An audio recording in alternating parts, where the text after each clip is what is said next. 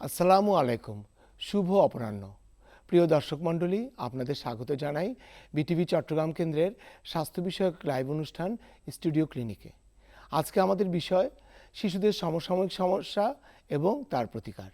আজকে আমাদের অনুষ্ঠানে বিশেষজ্ঞ হিসেবে উপস্থিত আছেন ডাক্তার রানা চৌধুরী, সহযোগী অধ্যাপক, শিশু স্বাস্থ্য বিভাগ, চট্টগ্রাম মা ও শিশু মেডিকেল কলেজ হাসপাতাল। ধন্যবাদ। আমরা আসলে আজকে শিশুদের সমসাময়িক সমস্যা নিয়ে আলাপ করব। প্রথমেই আমি জানতে চাইব আমাদের বিশেষজ্ঞের কাছে, আমরা যে জিনিসটা প্রতিদিন শুনতে পাচ্ছি, পেপারে দেখতে পাচ্ছি, হামের প্রাদুর্ভাব আমাদের দেশে, চট্টগ্রাম সহ সারা দেশে। আমি জানতে চাইব ডাক্তার রানা চৌধুরীর কাছে, হাম কি, কেন হয় বা কিভাবে ছড়ায়? বর্তমান বাংলাদেশের শিশুদের মধ্যে যে রোগটা নিয়ে সবাই আলোচনা করছে, যেটা নিয়ে মা বাবারা খুব উদ্বিগ্ন এবং চিকিৎসকরা উদ্বিগ্ন, সারা দেশের মানুষ যেটা নিয়ে কথা বলছে সেটা হচ্ছে হাম। হাম কি? হাম একটা হচ্ছে সংক্রামক ব্যাধি, যেটা একজনের কাছ থেকে অন্যজনের ছড়িয়ে পড়ে। এটা বিভিন্নভাবেই ছড়ায়। তো এই রোগটা যখন শরীরে যায়, একটা জীবাণু দিয়ে হয়, যে জীবাণুটা ছড়ানোর মাধ্যমে আসলে ছড়িয়ে পড়ে, যেটা প্রথমে শ্বাসনালীর মাধ্যমে মানুষের শরীরে ঢুকে। শরীরে ঢোকার পর সে নিজের মতো করে নিজেকে গ্রো করে বা বংশবৃদ্ধি করে, তারপর শরীরের বিভিন্ন জায়গায় ছড়িয়ে পড়ে। বিভিন্ন জায়গায় যেমন চর্ম, স্কিনে, আমাদের চামড়ার মধ্যে ছড়িয়ে পড়ে, যার কারণে ফুসকুড়িগুলো দেখা যায়, চোখে যায়, যার কারণে চোখ লাল হয়ে যায়, গলার মধ্যে থাকে, যার কারণে কাশি হয়। এইটা সব কিছু মিলিয়ে যে প্রকাশটা হয় এই রোগের জীবাণুর কারণে, সেটা হচ্ছে হাম। এখন হাম কেন হয়, কিভাবে হয়? হামটা হয় মূলত একটা জীবাণু, যেটার নাম হচ্ছে মিজেলস ভাইরাস। আমরা অনেকে জানি, এটার অন্য একটা নামও আছে, প্যারামেক্সো ভাইরাস। তো মিজেলস ভাইরাস হিসেবেই জানি। যে ভাইরাসটা আমাদের শরীরে যখন ঢোকে, যে বিশেষ করে শিশুরা বেশি আক্রান্ত হয়, 5 বছরের নিচে যে শিশুগুলো আছে, এটা যখন প্রথমে আমাদের নাসারন্ধ্রে যখন ঢোকে, নাক দিয়ে বা মুখ দিয়ে ঢোকার পরে, সেটা প্রথমে চলে যায় গলার মধ্যে ঢোকার পর সেটা আস্তে আস্তে বংশবৃদ্ধি করে আমাদের লিম্ফ নোড বা শরীরে ওখানে যায়। তখন যখন যেই জায়গায় যায়, তখন সে ওভাবেই এটা প্রকাশ করতে থাকে। সে কাশি হয়, তারপর সেটা শরীরের চামড়ার মধ্যে গিয়ে সেটা লাল লাল লাল লাল বিচি মতো দানা তৈরি করে। আর কিছু চলে যায় চোখের মধ্যে, চোখের যে চামড়া আছে, যেটা আমাদের কনজাংটিভা বলি, সেই জায়গাটা লাল হয়ে যায়, লাল হয়ে সেই জায়গা থেকে পানি পড়তে পারে। কার মাঝে মাঝে কিছু খুব কমই হয়, যেটা হচ্ছে ব্রেনও ছড়িয়ে পড়তে পারে। ব্রেনে ছড়িয়ে পড়লে যেটাকে আমাদের ব্রেনের প্রদাহ তৈরি করতে পারে। প্রদাহ তৈরি করলে বাচ্চারা খিঁচুনি সহ বিভিন্ন ধরনের লক্ষণ নিয়ে আমাদের কাছে আসতে পারে। আচ্ছা, জীবাণু সংক্রমণের কতদিন পরে লক্ষণগুলো প্রকাশ পায় সাধারণত? প্রথমত হচ্ছে কখন ছড়ায়। একটা রোগী যখন হাম আক্রান্ত হয়, একটা শিশু যখন হাম আক্রান্ত হয়, সাধারণত আমরা বলি যে ফুসকুড়ি, যে লাল লাল যে দানাটা সারা শরীরে ছড়িয়ে পড়ে, তার 4 দিন আগে থেকে শুরু হয় এবং এই দানাটা তৈরি হওয়ার 4 দিন পর পর্যন্ত সে সংক্রমণ করতে পারে। তাহলে দেখা যাচ্ছে একটা রোগী যখন সে জানে না তার হাম কিনা, তার আগে থেকে সে কিন্তু ছড়ানো শুরু করে। যদিও আমরা আসলে বুঝতে পারি না। তো আমরা কখন থেকে সতর্ক হতে পারবো? যখন কারো শরীরে জ্বরের সাথে যখন দানাটা চলে আসবে, তখন থেকে আমাদেরকে সতর্ক হতে পারে এটা হাম হতে পারে। এবং এর পরবর্তীতে 4 দিন পর্যন্ত সে এই রোগটা ছড়ায়।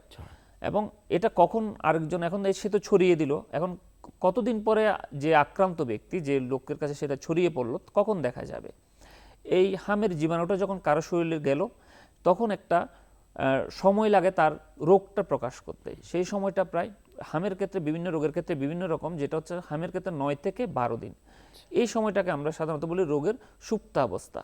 এই সময় রোগী আক্রান্ত হয় কিন্তু প্রকাশ পায় না, তার শরীরের বিভিন্ন ধরনের এই জীবাণুটা শরীরের বিভিন্ন জায়গায় ছড়িয়ে পড়ে এবং 9 থেকে 12 দিন পরে গিয়ে ওই রোগী হামের লক্ষণগুলো ধীরে ধীরে প্রকাশ করতে থাকে। সাধারণত রোগীদের সংস্পর্শে যারা আসে, কোন বয়সের মানুষজন বেশি আক্রান্ত হয়? এই যে আপনি বললেন রোগীর সংস্পর্শে আসার পরে 9 থেকে 12 দিন বা জীবাণু সংক্রমণের একটা যে সুপ্ত অবস্থা, কোন ধরনের বয়সের গ্রুপে, কোন বয়সের মানুষজন বেশি আক্রান্ত হয় একজন? যারা টিকা পায়নি, বিশেষ করে হামটা যে কোনো বয়সে আক্রান্ত হতে পারে, সেটা শিশুদের হতে পারে, সেটা বড়দেরও হতে পারে। তবে শিশুদের ক্ষেত্রে এই প্রকোপটা অনেক বেশি, কারণ তাদের রোগ প্রতিরোধ ক্ষমতাটা অনেক কম থাকে। ছোটদের বেশি হয়, বড়দেরও হতে পারে। এখন ছোটদের মধ্যে কারা আক্রান্ত হবে? সবাইকে আক্রান্ত হয় না।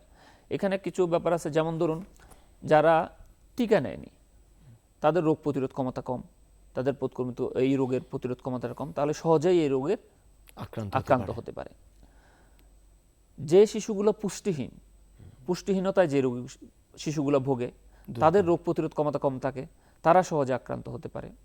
এখন আরেকটা হলো, আমরা সাধারণত টিকা দেওয়া শুরু করি 9 মাস থেকে, তাহলে 9 মাসের আগে কি হবে? এখানে কিছু বাচ্চা দেখা যায় 6 মাসের পরেই তারা হামে আক্রান্ত হতে থাকে। এটার মূলত কারণ হলো মার শরীর থেকে হামের বিরুদ্ধে যে প্রতিরোধকারী যে শক্তিটা, আমরা যদি বলি অ্যান্টিবডি, সেটা মার শরীর থেকে মায়ের দুধের মাধ্যমে এটা চলে আসতে থাকে।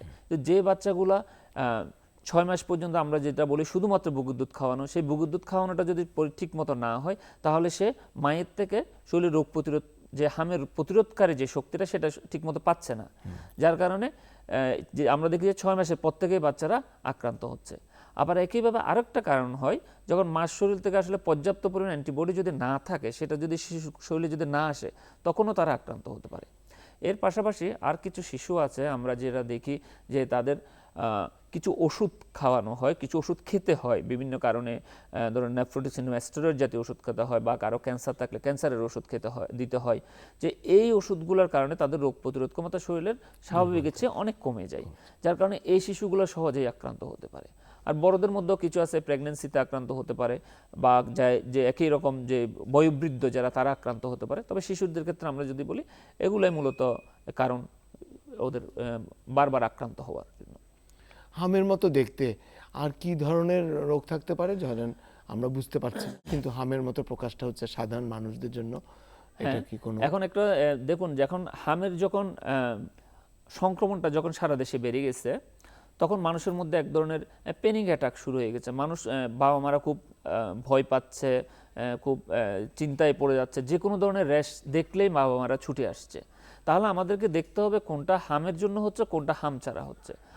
আমরা এমনও দেখছি এখন, যেটা আমাদের হসপিটালে আসছে, আউটডোরে আসছে বা চেম্বারে আসছে, যে অনেক দিন ধরে একটা চর্মরোগের সমস্যা, উনি ভাবছে এটা হাম, চলে আসছে। আমরা একটু করছি। ধন্যবাদ। দর্শক, আপনার পরিচয় দিন, রোগের বর্ণনা দিন। আমাদের বিশেষজ্ঞ আছেন ডক্টর, আপনি আপনার টিভির ভলিউমটা সাইলেন্ট করে দিন। আসসালামু আলাইকুম। জি, ওয়ালাইকুম আসসালাম। জি বলুন দর্শক, আপনি বলুন। আমি দিনাজপুর জেলা পার্বতীপুর থানা থেকে মশিউর রহমান বলতেছি।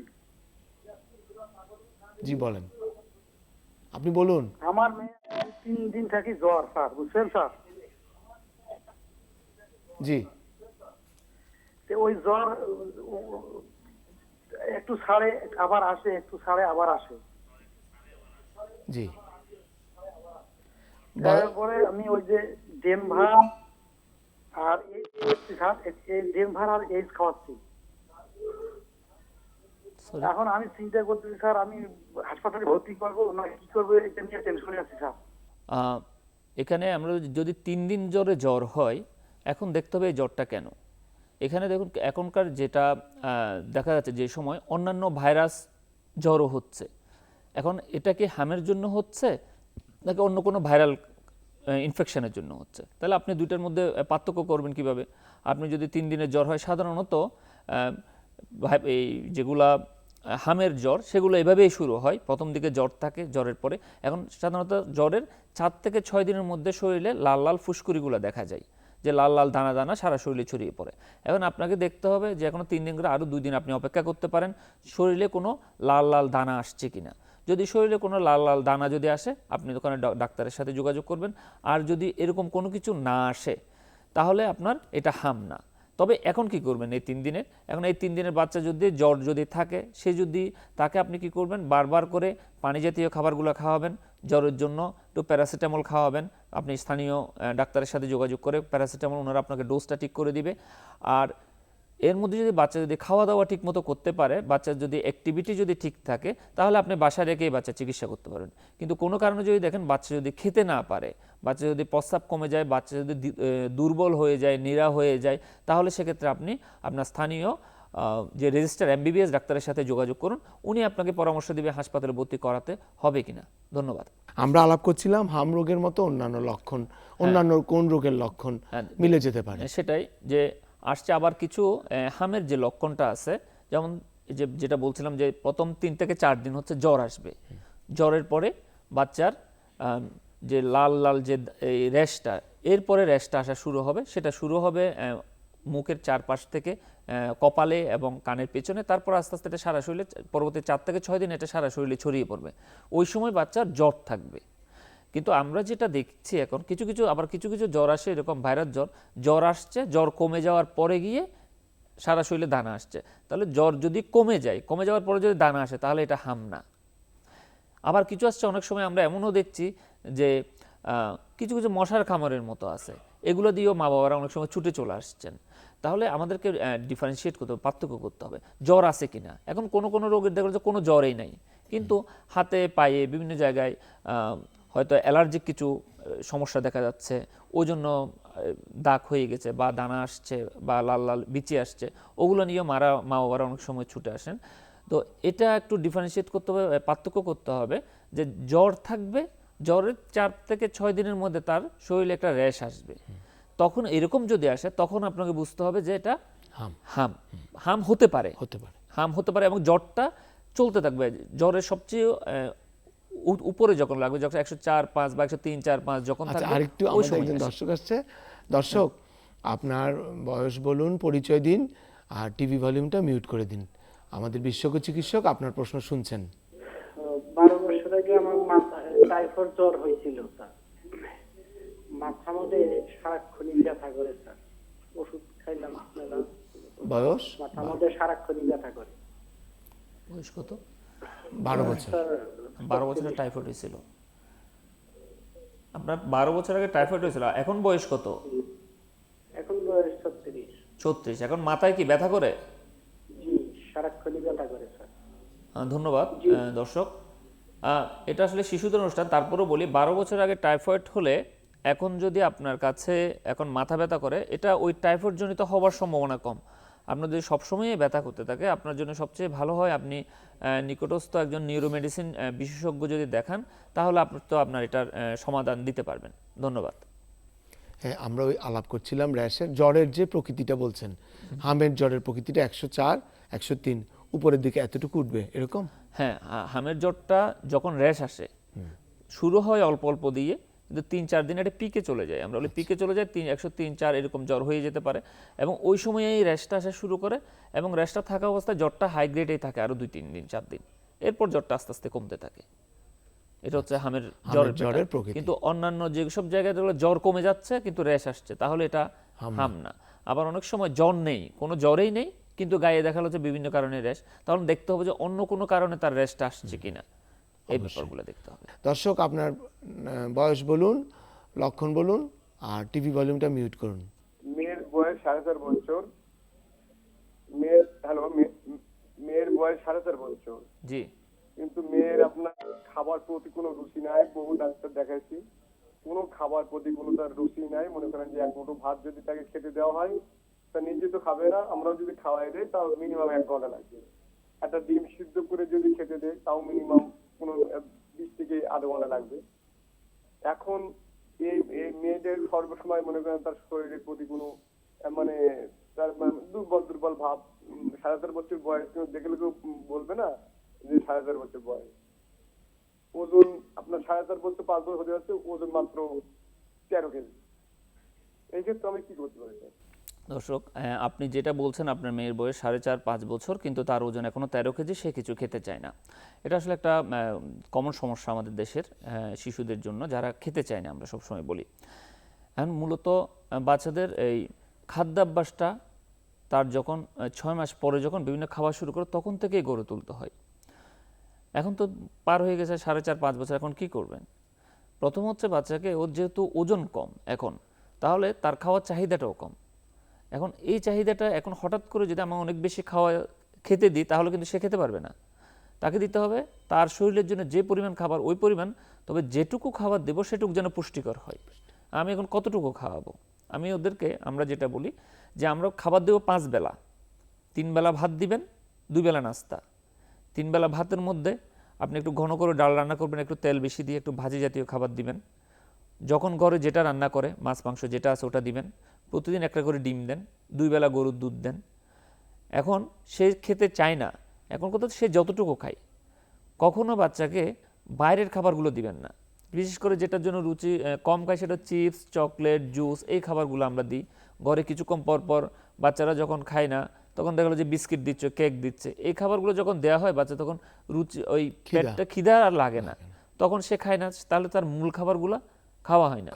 সেই জন্য দর্শক আপনি যেটা করবেন, বাচ্চাকে 5 বেলার বাইরে আর কোনো খাবার দিবেন না, যেটা খাওয়াইতে ইচ্ছে হয় ওই 5 বেলার মধ্যেই দিবেন। এবং প্রতিবার ভাত খাওয়ার আগে 1.5 থেকে 2 ঘন্টা আগে থেকে কোনো ধরনের খাবার দিবেন না, তাহলে তার খিদেটা বাড়বে, সে আস্তে আস্তে খেতে শুরু করবে। আর খাওয়ার ব্যাপারে কখনো অধৈর্য হওয়া যাবে না, তাদেরকে কোনো বকাবকি বা মারধর করে খাওয়ানো যাবে না, যাতে খাওয়ানোটা তার কাছে ভীতিকর হয়ে না যায়, সেই ব্যাপারটাকে আপনাকে দেখতে হবে। তারপরেও দেখতে হবে, যেহেতু আপনি আরও অনেক ডক্টর দেখিয়েছেন, চিকিৎসক দেখিয়েছেন, চিকিৎসকরা নিশ্চয়ই তার অন্য কোনো রোগ বা সমস্যা থাকলে ওনারা আপনাকে বলতেন। তো ওরকম যেহেতু কোনো কিছু নাই, আপনি এই জায়গাটাতে একটু মনোযোগ দিন, সুন্দর করে ওকে বসে সময় নিয়ে একটু খাওয়ান, তাহলেই দেখবেন বাচ্চাটা খাবে, বাচ্চাটার গ্রোথটাও ভালো হবে। ধন্যবাদ। ধন্যবাদ। আচ্ছা, আমরা বলছিলাম আপনি আমাদের হামের বর্তমান লক্ষণ। পরিস্থিতি নিয়ে। আচ্ছা, আরেকজন দর্শক, আপনার বয়স বলুন, রোগের লক্ষণ বলুন, আর টিভি ভলিউমটি মিউট করে দিন। বিশেষজ্ঞ চিকিৎসক শুনতে পাচ্ছেন। গর্ভবতী মহিলারা আছে না, হ্যাঁ হ্যাঁ হ্যাঁ হ্যাঁ, গর্ভবতী মহিলারা কি এই যে বাচ্চারা জ্বর হয়েছে, কোনো কিছু এদের সংস্পর্শ কি মহিলারা যাইতে পারবে নাকি? আচ্ছা, এই ধন্যবাদ। স্যার জানতে চাচ্ছিলাম। ধন্যবাদ দর্শক, আপনি খুব ভালো একটা প্রশ্ন করেছেন যে গর্ভবতী মহিলারা হাম রোগ বা হামের লক্ষণ যদি দেখা যায় তাদের সংস্পর্শে যেতে পারবে কিনা। হ্যাঁ, অবস্থাটা এমন যেখানে মহিলাদের রোগ প্রতিরোধ ক্ষমতাটা কিছুটা কম থাকে। তো সবচেয়ে ভালো হয় এই সময় যে যদি কোনো বাড়িতে যদি এরকম আক্রান্ত কিছু থাকে, যে কারো জ্বর হচ্ছে, কাশি হচ্ছে বা হামের লক্ষণ দেখা গেছে, তাহলে ওনার থেকে ওই শিশুর এই গর্ভবতী মহিলাকে আলাদা করে রাখলে ভালো হয়। অন্তত ওই যে জ্বর বা কাশি বা শরীরে ফুসকুড়ি দেওয়ার অন্তত 1 সপ্তাহ যাতে আলাদা রাখা হয়। এটা যদি কোনো কারণে গর্ভবতী মহিলা যদি কোনো কারণে ইমিউনোডিপ্রেশন যেটা বলে, যেটা যদি রোগ প্রতিরোধ ক্ষমতা যদি কম থাকে বা উনি যদি পূর্ববর্তী সময়ে হামের টিকা না নিয়ে থাকে, ওনার যদি হাম হয় তাহলে সেটা শিশুর উপর প্রভাব পড়তে পারে। অনেক সময় শিশুর ছোট হয়ে যেতে পারে, ওজন কম হতে পারে, অনেক সময় এমনকি গর্ভপাতও হতে পারে। তো সেক্ষেত্রে একটু আলাদা রাখলে ভালো হয়। ধন্যবাদ। রোগ নির্ণয়ের কোনো পদ্ধতি আছে কি? এই যে আপনি চিকিৎসক নিজে দেখে যেটা বের করলেন সেটা তো আছে, আমি জানতে চাচ্ছিলাম ল্যাবে বা কোনো ডায়াগনস্টিক সেন্টারে যেতে হবে, এমন কোনো পদ্ধতি আছে রোগ নির্ণয়ের?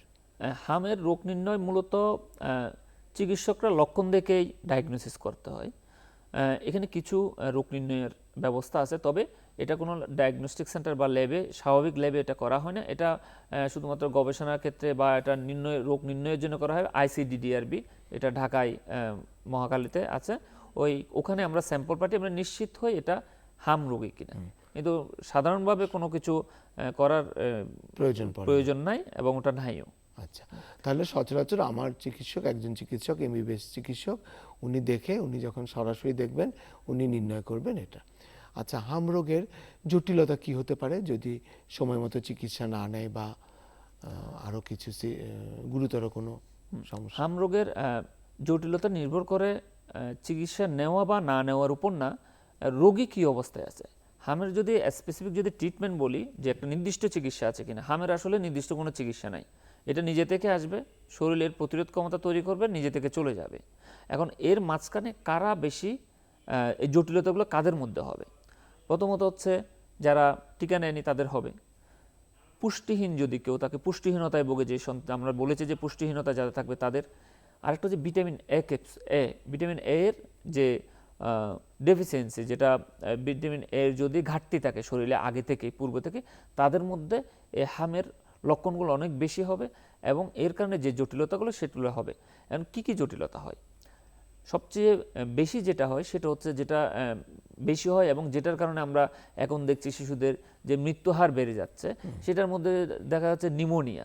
হামের কারণে যে নিউমোনিয়া হয় সেটা খুবই খারাপ হয় এবং এটা থেকে শিশুর নিজে তো শ্বাসকষ্ট বাড়ে, শিশুর জটিলতা বাড়ে, পাশাপাশি এমনকি মৃত্যুও হতে পারে।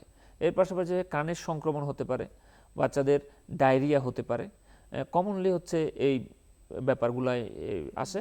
এবং পরবর্তী আরেকটা হচ্ছে মস্তিষ্কে প্রদাহজনিত যে সমস্যা, আমরা বলেছি খিঁচুনি হতে পারে, অজ্ঞান হতে পারে, তবে সেটার পার্সেন্টেজটা খুবই কম। বেশিরভাগ যেটা হয় নিউমোনিয়াটা অনেক বেশি হয়। আচ্ছা আচ্ছা আচ্ছা, আপনি এর মধ্যে বললেন যে হামের স্পেসিফিক কোনো ট্রিটমেন্ট, চিকিৎসা পদ্ধতি, তাহলে একটু আমাদের দর্শকদের উদ্দেশ্যে আপনি হামের চিকিৎসকরা তো অবশ্যই চিকিৎসা করবেন, রোগীদের উদ্দেশ্যে বলেন যে হামের আসলে চিকিৎসাটা কি? আচ্ছা, আর একটু বলি যে কমপ্লিকেশন যেটা হামের জটিলতার মধ্যে আরেকটা হচ্ছে সেকেন্ডারি ইনফেকশন বলে, সেকেন্ডারি ব্যাকটেরিয়াল ইনফেকশন। হাম যেমন যাদের রোগ প্রতিরোধ ক্ষমতা কম থাকে তাদের যেমন হয়, হামের কারণে আবার শরীরের রোগ প্রতিরোধ ক্ষমতাটা কমে যায়। আচ্ছা, এই কমে যাওয়ার কারণে এখানে অন্যান্য যে ব্যাকটেরিয়াগুলো আছে, অন্য স্বাভাবিকভাবে আমাদের শরীরে যে ব্যাকটেরিয়াগুলো থাকে বা সহজেই সংক্রমিত হতে পারে, একদিকে হামের ইনফেকশন হচ্ছে আর একদিকে ব্যাকটেরিয়াল ইনফেকশন হচ্ছে, দুইটা একসাথে হচ্ছে। এখন কথা হচ্ছে তাহলে এদের চিকিৎসা কীভাবে করবো? তাহলে চিকিৎসায় কি কিছু করবো না? করবো।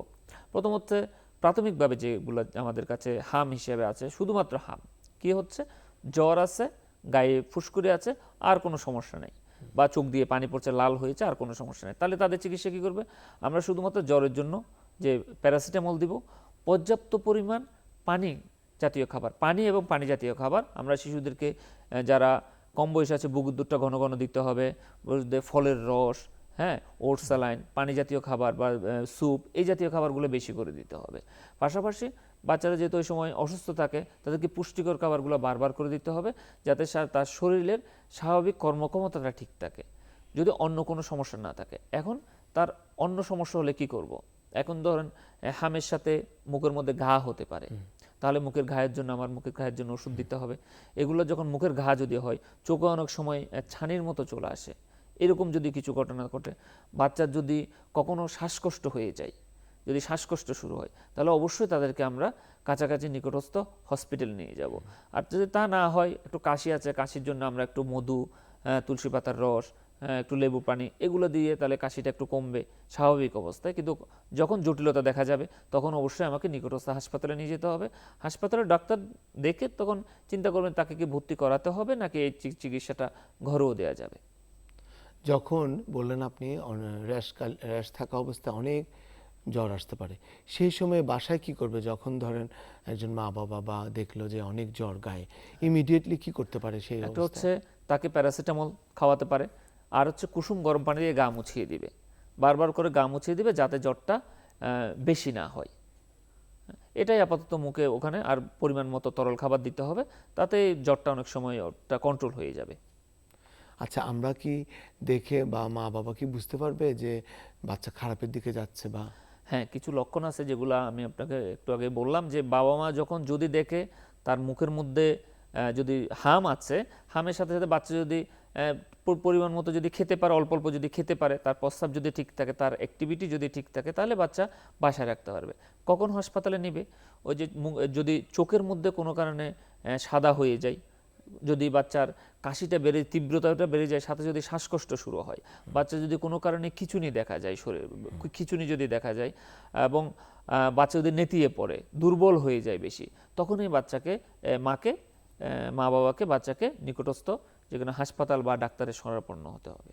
আচ্ছা, আপনি বললেন আক্রান্ত হওয়ার পরে যে এখন যে বাচ্চাটা আক্রান্ত হলো বা যে বাসায় আক্রান্ত শিশু আছে, সেইখানে অন্যদের ক্ষেত্রে বা মা বাবার ক্ষেত্রে বা বাদ বাকিদের কিভাবে প্রোটেকশন বা কিভাবে ওরা নিজেকে সুরক্ষা করবে যাতে অন্য কেউ দ্বিতীয় একজন আক্রান্ত না হয়? হ্যাঁ, এটা আমরা যেটা দেখছি যে আক্রান্ত হচ্ছে সাধারণত 5 বছরের নিচে বাচ্চারা বেশি আক্রান্ত হচ্ছে, এর উপরেও হচ্ছে, তবে সেটার পার্সেন্টেজ কম। এখানে দুটো ব্যাপার আছে। এখন বাচ্চারা 4 বছরের বাচ্চারা স্কুলে যাচ্ছে, 5 বছরের বাচ্চা, তাহলে দুই জায়গায় সংক্রমণটা প্রতিহত করতে হবে, একটা হচ্ছে বাড়িতে আর একটা হচ্ছে স্কুলে। তো বাড়িতে যেটা করা হয়, এই হামটা বেশি দেখা যাচ্ছে, তাহলে ছড়াচ্ছে কিভাবে? একজনের থেকে একজনে ছড়াবে। তাহলে কোথায় ছড়াবে? যেখানে গ্যাদারিং বেশি, যেখানে অনেক লোক সমাগম হয়। প্রাথমিকভাবে শিশুদেরকে আমরা যেটা বলবো যে শিশুদেরকে নিয়ে আমরা যেন বড় কোনো গ্যাদারিংয়ে না যাই, যেহেতু যোগ সমাগম বেশি, সেখানে যেন শিশুদেরকে না যাই। তাহলে যে কোনো একটা শিশু যদি, হামটা খুবই সংক্রামক, কোনো একটা শিশু যদি আক্রান্ত হয়, অথবা হয়তো আমরা যেটা বলেছি যে ফুসকুড়ি আসার 4 দিন আগে থেকে সে হাম ছড়ানো শুরু করে, তাহলে ওরকম যদি কোনো শিশু থাকে, তার সংস্পর্শে যদি সে তাহলে ছড়িয়ে পড়তে পারে, তাহলে গ্যাদারিংগুলো আমরা অ্যাভয়েড করব।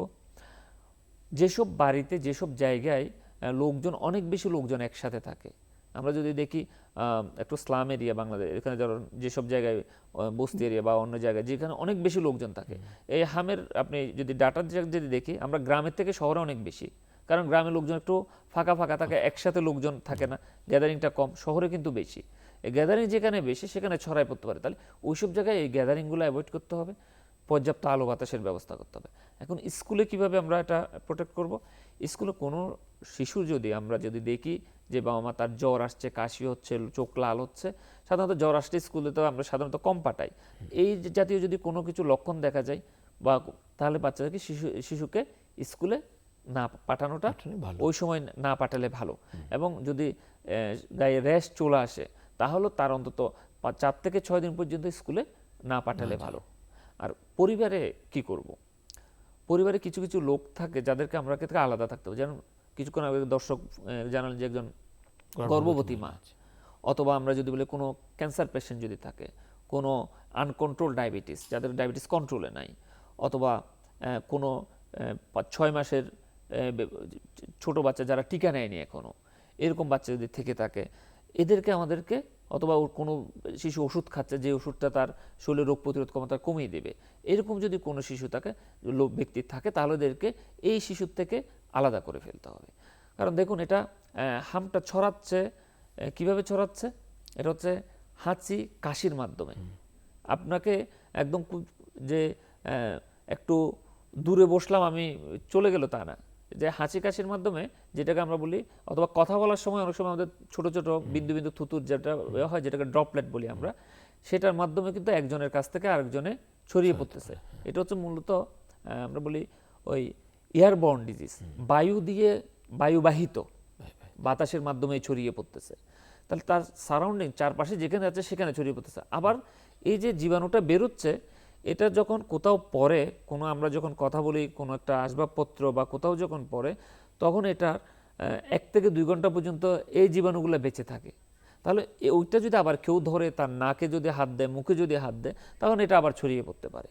তাহলে এই ব্যাপারটা আরেকটা, সেজন্য যেটা করতে হবে, যার এরকম হবে তার একটা মাস্ক দিয়ে দিতে হবে, যাতে তার থেকে অন্য কারো কম ছড়িয়ে পড়ে।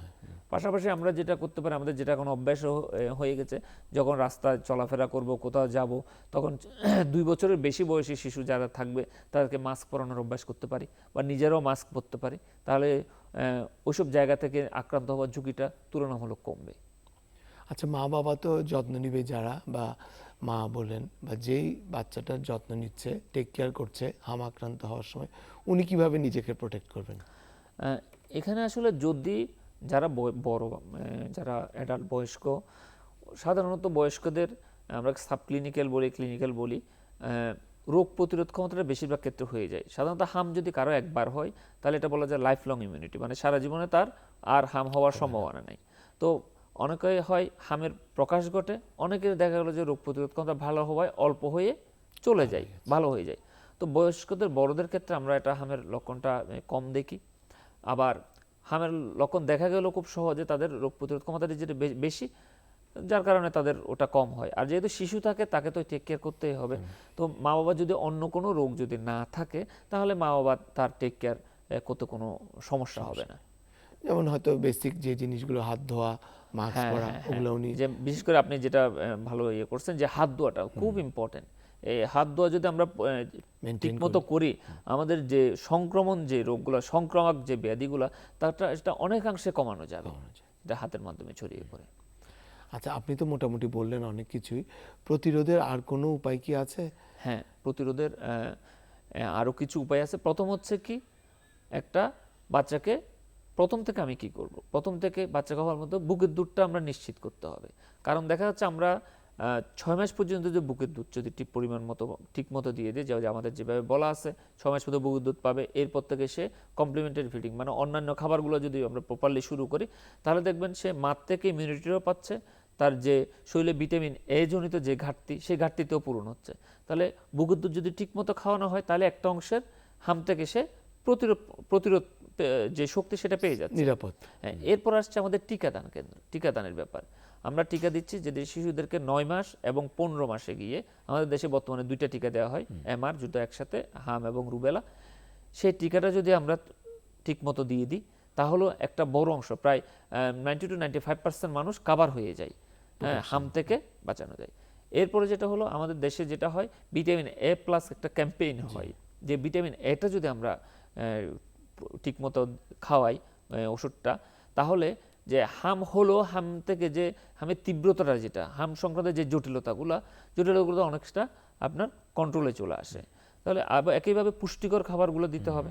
তার যদি পুষ্টি ভালো থাকে, তার যদি রোগ প্রতিরোধ ক্ষমতা ভালো থাকে, তাহলে সে শিশু সহজেই আপনার হাম যদি হয়ও কোনো কারণে, তাহলে সে এটা সহজে প্রতিকার হবে, জটিলতাটা হবে না, শিশুর প্রাণটা রক্ষা পাবে। এভাবে আমরা হামটাকে প্রতিরোধ করতে পারি।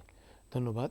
আচ্ছা, আমাদের এখন তো বাচ্চারা আসলে অনেকটা ঝুঁকিপূর্ণ সময় পার করছে, আর কি কি রোগ হতে পারে এই সময়ে, যেটা থেকে আমরা একটু সাবধান থাকার চেষ্টা করব বা লক্ষণ দেখে বুঝবো? আপনি তো অনেক কিছু বলেছেন, হামের মতো লক্ষণ, আর কি কি এই সময়টাতে বাচ্চাদের আর কোন কোন রোগে আক্রান্ত হওয়ার সম্ভাবনাটা? আচ্ছা, এই প্রশ্নে যাওয়ার আগে আপনার আরেকটা প্রশ্ন আগে উত্তর দেওয়া হয়নি, যেটা বাংলাদেশ এবং হামের পরিস্থিতি, এটা নিয়ে আমরা একটু বলি। চট্টগ্রাম বা বাংলাদেশের, এটা হচ্ছে বিশ্বের যেটা বিভিন্ন দেশে বিভিন্ন সময় দেখা গেছে যেখানে হামের টিকা ঠিক মতো দেওয়া হয়নি বা বিভিন্ন কারণে, গ্যাদারিংয়ের কারণে, যে কোনো কারণে, তখন হামের প্রাদুর্ভাবটা দেখা গেছে। তো প্রাদুর্ভাব বলবো না, হামের সংক্রমণটা বেড়ে গেছে। বাংলাদেশে এখন আমরা প্রাদুর্ভাব যে অর্থে বলা হয়, আসলে প্রাদুর্ভাবটা বলার মতো হয় না, যেভাবে আসলে সোশ্যাল মিডিয়া বা যেভাবে হচ্ছে, আমরা যদি তথ্যগতভাবে গেলে ওভাবে কিন্তু হচ্ছে না। হ্যাঁ, তারপরে যেটা হচ্ছে সেটা স্বাভাবিক সময়ের তুলনায় অনেক বেশি। একটা প্রাণও আমাদের কাছে অনেক মূল্যবান। তো গতকাল পর্যন্ত যেটা একটা ডাটা দেখলাম, সারা বাংলাদেশে প্রায় 9,000-এর কাছাকাছি হামের লক্ষণ নিয়ে রোগী ভর্তি হচ্ছে। শুধু হাম হয় না, হামের লক্ষণ, তার মধ্যে কনফার্ম করা গেছে 2,400 বা 2,500 এরকম কাছাকাছি একটা সংখ্যা। তো সারা দেশে যদি আমরা হিসাব করি, সেটা কিন্তু খুব বেশি যে হয়ে গেছে সেটা আমরা বলতে পারছি না। তবে আরেকটা ব্যাপার, আরবান এরিয়াগুলোতে, যেমন ঢাকা, চট্টগ্রাম, যেগুলো শহরে, এদের মধ্যে দেখা গেল যে হামের লক্ষণ নিয়ে বেশি করে লোক ভর্তি হচ্ছে। ওই যে আপনাকে বললাম, এখন হামের লক্ষণগুলা অনেকে দেখছে, হামের একটু দানা হচ্ছে বা এটা নিয়েও রোগীরা চলে আসছে তাড়াতাড়ি। চট্টগ্রামে যদি দেখেন 300 সামথিং কিছু 5 বা 10 এরকম রোগী হামের লক্ষণ নিয়ে হাসপাতালে ভর্তি হয়েছে। তার মধ্যে 34 কি 35 এরকম একটা রোগী হামের, যেগুলো স্যাম্পল গেছে, সবগুলো রিপোর্ট আসেনি, যেগুলো এসেছে স্যাম্পল 34 জন কি 35 জন এরকম একটা হামের রোগের পজিটিভ এসেছে, কনফার্ম হয়েছে। বেশি উদ্বিগ্ন হওয়ার মতো কিছু নয়, আবার আমরা অ্যাভয়েডও করতে পারছি না। তো আমি বলবো এসব ক্ষেত্রে রোগীদেরকে যেটা করতে হবে, একটু শান্ত থাকতে হবে। যে কোনো কিছু খুব বেশি আমরা প্যানিক অ্যাটাকে চলে যাচ্ছি, যার কারণে দেখা গেলো যে আপনার স্বাভাবিক যে পরিস্থিতিতে যে আউটডোরে বা হাসপাতালে যে রোগীর চাপ, তাতে এই হামের ভয়ে এই চাপটা অনেক বেড়ে গেছে, যার কারণে অন্যান্য যে রোগগুলো নিয়ে রোগীরা আসতেছে, তাদের চিকিৎসা সেবায় একটা বিঘ্ন ঘটছে, সবাই একদিকে চলে যাচ্ছে। তা আমি যে মা বাবাকে বলবো, উদ্বিগ্ন হওয়ার কিছু নেই। এবং বর্তমানে টিকাদান কর্মসূচি কিন্তু শুরু হয়ে গেছে বাংলাদেশে, 30টা জেলায় হচ্ছে, 20 তারিখ থেকে সারা দেশে হবে। টিকা এখন পর্যাপ্ত পরিমাণে এসেছে। তাহলে সব বাচ্চাদেরকে যদি আমরা টিকা দিয়ে দিই, যাদের 5 বছরের, বর্তমানে সরকার যেটা 5 বছরের নিচে 6 মাস থেকে 5 বছর, আগে যেটা 9 মাসে দেওয়া হতো, এখন এটা কমিয়ে 6 মাসে নিয়ে আসা হয়েছে। 6 মাস থেকে 5 বছর যারা টিকা পেয়েছে তারাও দিবে, যারা টিকা পায়নি তারাও হামের টিকাটা দিবে। এটা যদি আমরা দিয়ে দিই, তাহলে হাম থেকে আমরা অনেকটা বাচ্চাদের রক্ষা করতে পারবো। এটাতে আর তো কোনো অসুবিধা নাই যে একই মানুষ 2বার টিকা দিলে বাচ্চাদের ক্ষেত্রে এটা কোনো সমস্যা হবে না? হামের এটা টিকা সমস্যা হওয়ার সম্ভাবনা খুব কম। হামের ক্ষেত্রে একটা ব্যাপার, হামের ক্ষেত্রে যেটা দেখা যাচ্ছে, আমরা দেখেছি বিভিন্ন টিকার কিছু সাইড ইফেক্ট থাকে, এটা যেটা হচ্ছে AEFI বলে, যেটা হামের ক্ষেত্রে সেটা হচ্ছে 10 লক্ষ জনের মধ্যে একজন। সেটা হইতে পারে একটু জ্বর হতে পারে, সেটা একটা র্যাশ হতে পারে, হ্যাঁ, এরকম 10 লক্ষ, যেটার হার খুবই কম। সুতরাং বলা যায় হামের টিকা দিলে তেমন কোনো সমস্যা না হওয়ার সম্ভাবনাই বেশি। আমি বলবো যে মা বাবাদেরকে হামের টিকা যখন থেকে দেওয়া শুরু করবে, তখন থেকে যেন তাদের 6 মাস থেকে 5 বছরের নিচে যে বাচ্চাগুলো, তাদেরকে সবাইকে হামের টিকাটা দিয়ে দেন, মিস যেন না হয়। আচ্ছা, এবার অন্যান্য রোগের যে সময়, অন্যান্য রোগের এই সময়ে কিছু রোগ হয়, এখন হচ্ছে সিজন চেঞ্জ হচ্ছে, শীতকাল চলে গেল, গরম আসছে। এখনের মধ্যে হামের যেমন একটা ভাইরাস, এরকম অন্যান্য ভাইরাসের প্রাদুর্ভাবও দেখা যাচ্ছে। আমরা যেটা দেখছি, অনেক বেশি জ্বর নিয়ে আসছে, জ্বর, সর্দি কাশি, এই জ্বরগুলো অনেক সময় 5 থেকে 7 দিন পর্যন্ত স্থায়ী হচ্ছে এবং সেটার টেম্পারেচারের গ্রেডটা অনেক বেশি, 103, 4, 5, 6 হয়ে যাচ্ছে। প্রথম 1, 2, 3 দিন এটা অনেক বেশি থাকে, তারপর আস্তে আস্তে কমে যায়। কাশি থাকে এবং সর্দি হচ্ছে, নাকের পানি। তবে এটা একটা এবারে যেটা ভাইরাল যে অ্যাটাকের যেটা যে ব্যাপারটা দেখা যাচ্ছে যে কাশিটা লম্বা সময় ধরে থেকে যাচ্ছে। একটা ধরনের কাশি হচ্ছে 10-15 দিন, 1 মাস পর্যন্ত কাশি থেকে যাচ্ছে, যে কুসকুসে টাইপের কাশি। কি কারণ এটা? এটা হলো ভাইরাল যে লোডগুলো, ওগুলো হচ্ছে বেশিরভাগ ভাইরাসের যেগুলো হয় এগুলো শ্বাসতন্ত্রগুলো ওখানে লোকালাইজ হয়ে বসে থাকে, ওগুলো ইরিটেশন করে ওই জায়গায়। ইরিটেশনের কারণে প্রথম দিকে থাকে, ওটার কারণে ইরিটেশন হয়, ওখানে শ্বাসপ্রদের প্রদাহ হয়, সেটা থেকে কাশি। যখন এটা ভাইরাসটা চলেও যায় তখন ওখানে যে এটার সাইড ইফেক্ট যেগুলো থাকে, যে ওই ইনফ্লামেশন, যেটা প্রদাহটা কিছুদিন থেকে যায়, যার কারণে ওই কাশিটা হয়। তো সেক্ষেত্রে আমরা যেটা বলি যে কিছু রিমেডি দিলে, বেশি ওষুধ দিয়ে আসলে অনেক সময় আমরা অনেক সময় ওষুধ দিয়ে, অনেকগুলো দিয়ে ওষুধ দিয়ে খুব একটা কাজ হয় না। এখানে কিছু রিমেডি আছে, একটু মধু, আমরা যেটা বলছিলাম তুলসী পাতার রস, এগুলো দিলে ভালো কাজ করে। এসব ক্ষেত্রে আমরা যেটা করব না, আমি প্রোগ্রামে যেটা সবাইকে বলি যে অ্যান্টিবায়োটিক, আমরা অনেক সময় বাবা মারা অধৈর্য হয়ে যান। আমি আজকে আউটডোরে বসলাম, আউটডোরে এসে বলছে স্যার একটা অ্যান্টিবায়োটিক দেন। এটা হচ্ছে বাবা মার ডিমান্ড হয়ে গেছে, যে কাশি হচ্ছে আর থাকতে পারছে না, বাচ্চা ঘুমাতে পারছে না। তো অ্যান্টিবায়োটিকটা ব্যবহার থেকে আমরা বিরত থাকবো। যত যাই দেন, এটা ওটার সময় হলে এটা নিজে থেকেই রিকভারি হয়ে যাবে। আরও কিছু এখন গরম আসছে, আরও কিছু রোগ আমরা দেখতে পাচ্ছি, যেমন ধরুন ডায়রিয়া দেখা যাচ্ছে এখন।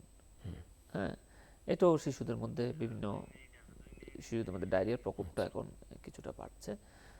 বিশেষ করে যে শিশুগুলাকে আমরা বাইরের খাবার যারা বেশি খাই, বিভিন্ন স্ট্রিট ফুড যেটা বলি, স্ট্রিট ফুড, স্কুলে যাচ্ছে, হ্যাঁ স্কুলে যাচ্ছে, সেখান থেকে সিঙ্গারা খাচ্ছে, সমোসা খাচ্ছে, ওখান থেকে চটপটি খাচ্ছে, হ্যাঁ এই জিনিসগুলো থেকে আপনার ছড়ানোটা অনেক বেড়ে গেছে। তো এক্ষেত্রে আবার বাসায়ও দেখা গেলো যদি কোনো কারণে খাবার একবেলা রান্না করে পরের বেলায় যদি খায়, বা বেশি সময় যদি অনেক সময় রেখে যায়, তখন নষ্ট হয়ে যাওয়ার একটা সম্ভাবনা থাকে। এরকম খাবার যদি শিশুরা খায় তাহলে আপনার ডায়রিয়ার প্রকোপটা বেড়ে যায়। তো এই সময় মা বাবাকে একটু সচেতন থাকতে হবে যে ফ্রেশ খাবার খাওয়ানোর আগে যেটা বললেন, হাত ধোয়ার ব্যবস্থা করা, বাচ্চাদেরকে নিজেরা অভ্যাস করা, বাচ্চাদেরকে অভ্যাস করা। স্কুলে যখন যাবে, স্কুলে যাওয়ার সময় টিফিন দিয়ে দেওয়া, একইভাবে বাচ্চারা যাতে বাইরের খাবারগুলো যাতে না হয়। আবার আমি মনে করি স্কুল কর্তৃপক্ষকেও একটু সচেতন হতে হবে যে শিশুরা বাইরের খাবার খাচ্ছে কিনা। অনেক সময় দেখবেন আপনি সুযোগটা যাতে না হয়, দেখবেন বাইরে আচার বিক্রি করছে, হ্যাঁ বিভিন্ন টাইপের জিনিস, বাচ্চারা স্বাভাবিকভাবে এগুলো খেতে চায়, চটপটি বিক্রি করছে, ভেলপুরি বিক্রি, এগুলো খেতে চায়। তো এগুলো যাতে না খায় সে ব্যাপারে সচেতন করতে হবে। শিশুরা কিন্তু টিচারদের কথা খুব শোনে, বাবা মা বললো তারপরে অনেক সময় সে একটু যায়, বাট টিচার যদি বলে যে এখানে এটা নেই, তখন কিন্তু খুব শুনে। টিচারদের কাছে আমাদের একটা আহ্বান থাকবে যে আপনারা যে শিশুরা যখন বাইরের খাবার কোনো কিছু খেতে চাইবে, তখন তাদেরকে বলবেন যে বাইরের খাবার খেলে কি কি সমস্যা হতে পারে। তো এভাবে আমি মনে করি এই জিনিসগুলো প্রতিরোধ করা যাবে বা চিকিৎসাও করা যাবে। ধন্যবাদ।